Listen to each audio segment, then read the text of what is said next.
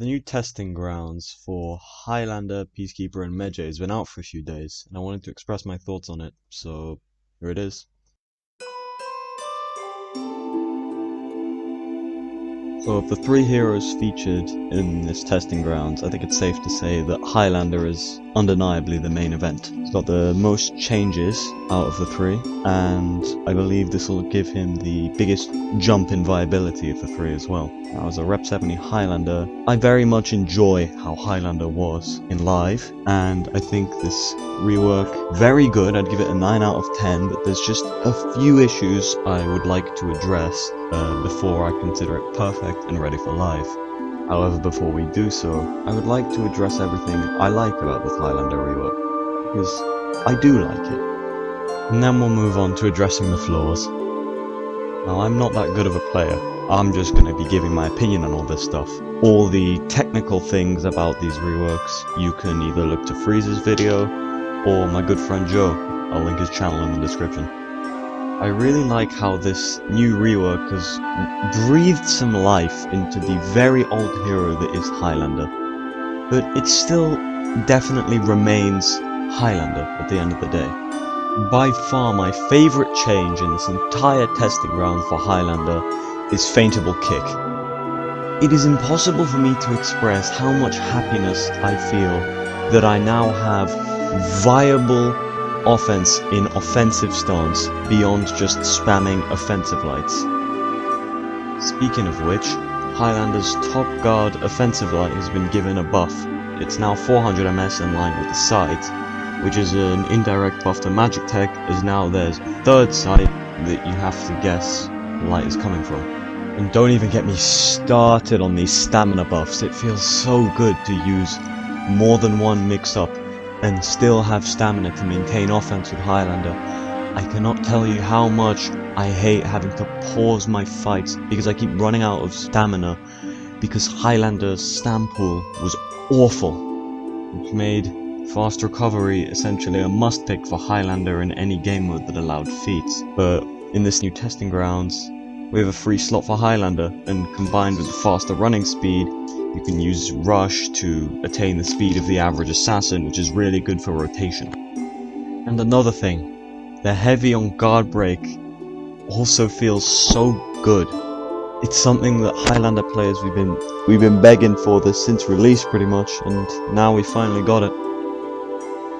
There's a bunch of other random stuff that I also really like about this rework, such as Zone having hyper armor makes it a more viable move for team fights. Anyone who knows me knows I really love to use Highlander's Zone, so this is a great buff for me. And that it also flows into offensive stance, just gives him that really nice sort of recursive flow to him that I think every sort of stance switch character should have. Now, this rework hasn't been all buffs. Highlander's also received a fair share of healthy nerfs, which I very much agree with. The range of the backstep light was absurd, and I'm glad to see it nerfed, and I think it's been well compensated for. Stemming from the backstep light was Highlander's rather well-known backstep light crushing counter option select, which I'm also glad to see gone.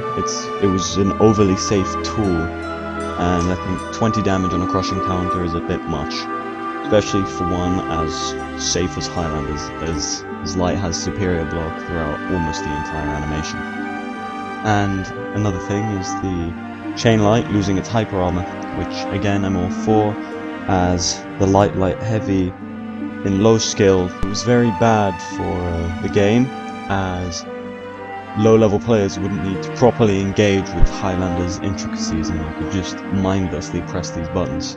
So the removal of the light, one, makes him less strong because he has less material to trade with, and two, it just forces people to learn to play him properly, which I'm all for.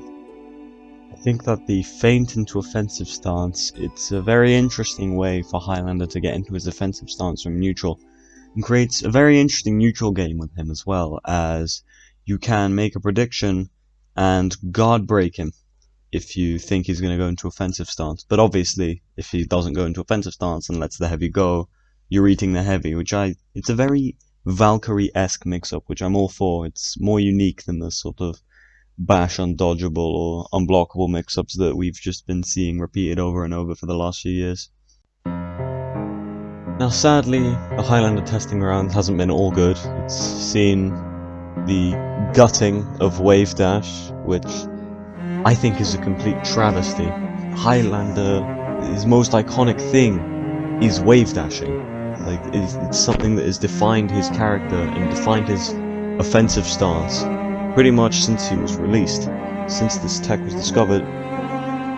It's such a beautiful tech, it's so high risk, high reward, because every dodge you have to make a hard read, and if you mess up one dodge, you're getting hit and put in the back foot, which is something that Highlander really struggled with. Even in the testing grounds, it's having someone in his face is difficult for him. I just don't see the reason for doing Wave Dash dirty like this.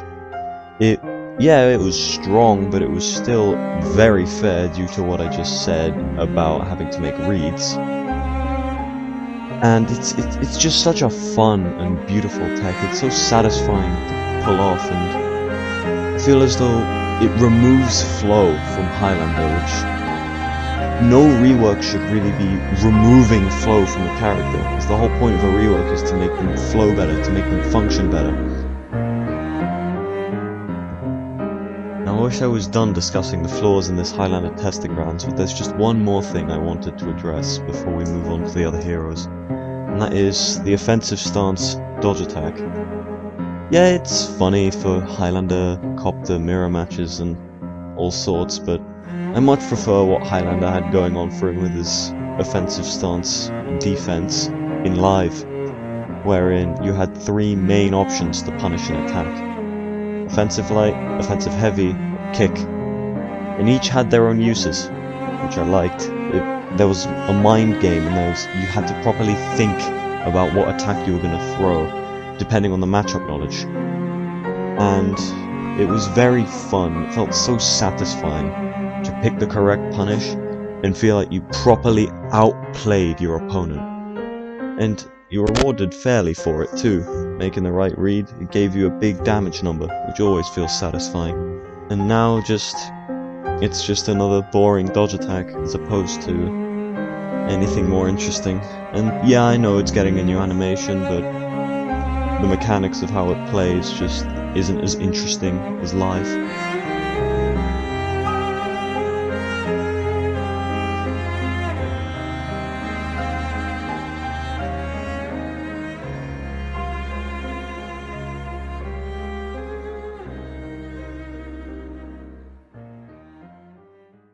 Now for Peacekeeper, in my opinion, these changes are pretty much all negligible, and I don't see why they saw the need to put this into testing grounds. The bash doesn't really fill its role in team fights. You can already open an opponent up.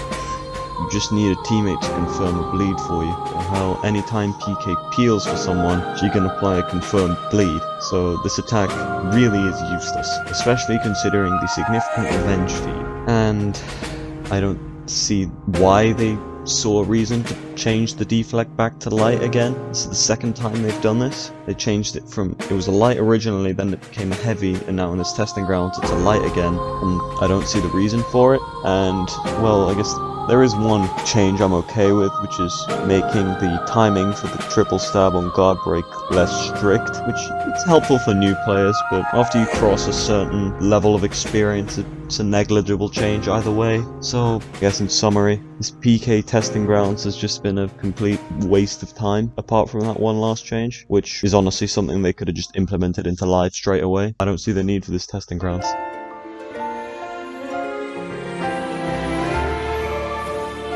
Now, for Medjay. Let it be established before I say anything else that I do not play Medjay, and I do not like this character. But I must admit, this rework, well, it's a step in the right direction. It gives Medjay a lot more to work with, whilst also making him much less annoying in staff mode and team fights. He was impossible to deal with because you just couldn't hit him out of anything. It was just constant hyper armor. And you couldn't do anything about it because if you even tried to get near him, his planet-sized, almost 360-degree hitbox would smack you.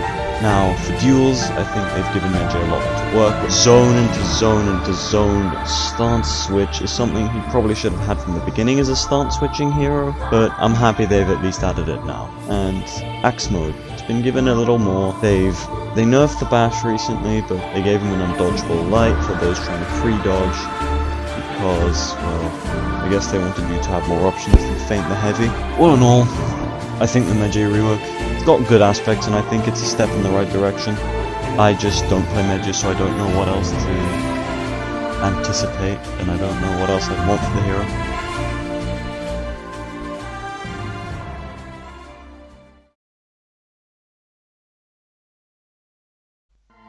But, yeah, that's been my opinion on this testing grounds. If you, for some reason, like this video, please feel free to drop a like, perhaps subscribe on the channel. I'll upload every now and then. Till then, peace.